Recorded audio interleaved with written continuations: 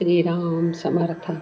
सद्गुरू श्री ब्रह्मचैतन्य महाराज गोंदवलेकर यांचे प्रवचन दिनांक 19 जून.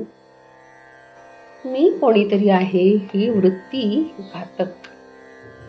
पुष्कळ लोकांच्या अडचणी ऐकून असा विचार मनात आला की जगातल्या सर्व दुःखांचे मूळ देहदुःख आणि पैशाची टंचाई यात मुख्यतः साठविलेले आहे. या दोन गोष्टी जर मदत करता आली तर पुष्कळ लोकांना सुखी करता येईल असे वाटू लागले आणि त्या दृष्टीने विचार सुरू झाला.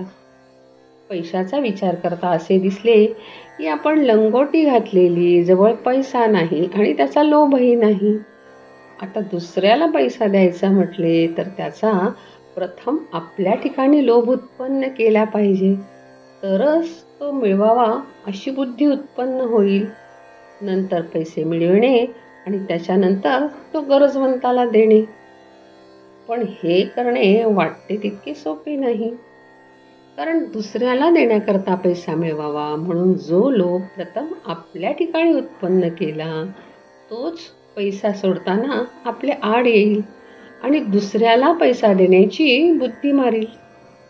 म्हणजे परिणाम असा होणार की दुसऱ्याला पैसे तर देता आला नाहीच, पण आपल्या ठिकाणी मात्र आधी नसलेला पैशाचा लोभ उत्पन्न झाला. यात दुसऱ्याचे काम तर नाहीच आणि स्वतःचे मात्र नुकसान झाले. दुसरी बाब देहदुःखाची. ज्याची देहबुद्धी मेलेली आहे त्याला दुसऱ्याच्या देहदुःखाची जाणीव होऊ शकत नाही.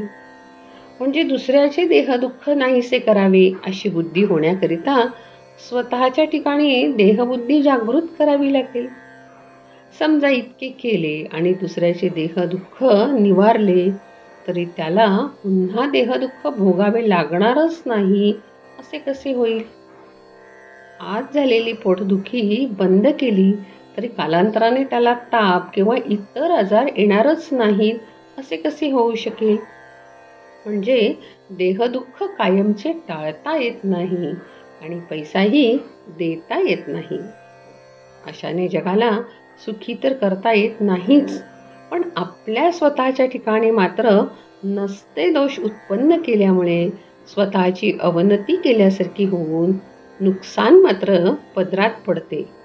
म्हणून रामाची प्रार्थना केली की असल्या गोष्टी करण्याची शक्ती आणि बुद्धी मला देऊ नकोस. बालपणाची सरळ वृत्ती नाहीशी व्हायला दोन मोठी कारणे आहेत.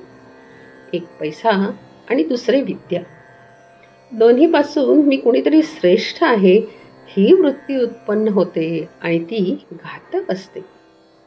मी कोणीतरी आहे असे वाटण्यापेक्षा मी कुणाचा तरी आहे असे वाटणे हिताचे आहे. जगातले अत्याचार, अनीती, अधर्म, असमाधान या सर्वांचे कारण हेच की मनुष्य जास्त लोभी झाला आहे.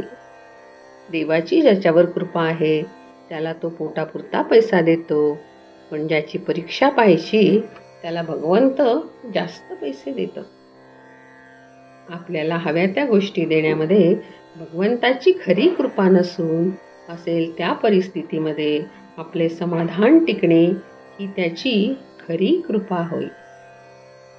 जानकी जीवन स्मरण. जय जय राम.